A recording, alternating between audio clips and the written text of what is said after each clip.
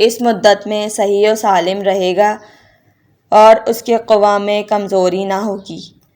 اور اپنی زوجہ سے بہرمند ہوگا۔ جب یہ مدت ختم ہو جائے گی دونوں کو ایک دوسرے کے ساتھ دنیا سے اٹھاؤں گا اور اپنی بہشت میں جگہ دوں گا،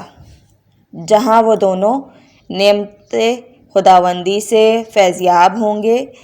اے موسیٰ علیہ السلام، اگر وہ قاتل بدبخت مجھ سے اسی طرح سے سوال کرتے جیسا کہ اس جوان نے کیا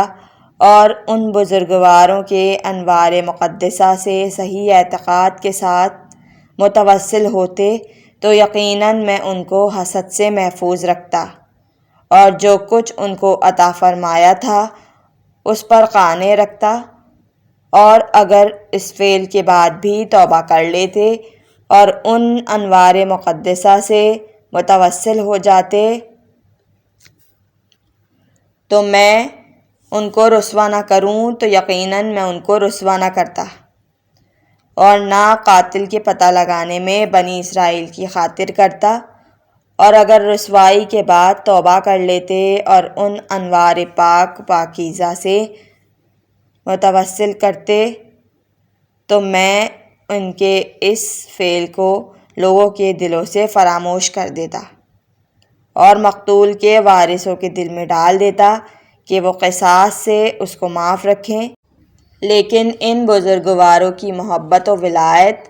اور ان کی افضلیت کے ساتھ ان سے توسل کرنا جس کو چاہتا ہوں اپنی رحمت سے عطا کرتا ہوں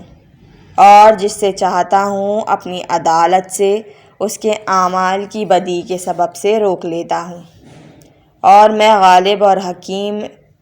اور دانا ہوں۔ پھر بنی اسرائیل کے اس قبیلے نے موسیٰ علیہ السلام سے فریاد کی کہ ہم نے بوجہ فرمانبرداری اپنے تئیں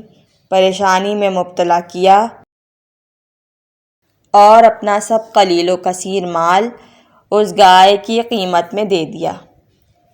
لہٰذا دعا کیجیے کہ خدا ہماری روزی کو فراخ کرے۔ موسیٰ علیہ السلام نے کہا، افسوس ہے تم پر، تمہارے دل کی آنکھیں کس قدر اندھی ہیں، شاید تم نے اس جوان اور اس زندہ رہنے والے مقتول کی دعائیں نہیں سنی اور نہیں دیکھا کہ کیا فائدہ ان کو حاصل ہوا۔ تم بھی اسی طرح دعا کرو اور ان بزرگواروں کے انوار مقدسہ سے توسل حاصل کرو، خدا تمہارے فاقے اور احتیاج کو بند کر دے گا اور تمہاری روزی کو فراخ کر دے گا۔ تو ان لوگوں نے کہا، خداوند، ہم لوگ تجھ سے التجا کرتے ہیں اور تیرے فضل و کرم پر بھروسہ کرتے ہیں، لہٰذا بحق محمد و علی و فاطمہ، حسن و حسین و ائمہ طاہرین، ہمارے فقر و احتیاج کو زائل کر دے۔ اس وقت حق تعالیٰ نے موسیٰ علیہ السلام پر وحی فرمائی کہ ان سے کہیں کہ فلاں خرابے میں جائیں اور فلاں مقام پر کھودیں، اس جگہ 1 کروڑ دینار مدفون ہے، اس کو لے لیں، اور جن جن اشخاص سے گائے کی قیمت وصول کی گئی ہے ان کو واپس دے دیں اور باقی اپنے درمیان تقسیم کر لیں تاکہ ان کے مال میں اور اضافہ ہو جائے۔ اس جزا میں کہ ارواح مقدسہ محمد و آل محمد صلی اللہ علیہ وآلہ وسلم سے متوسل ہوئے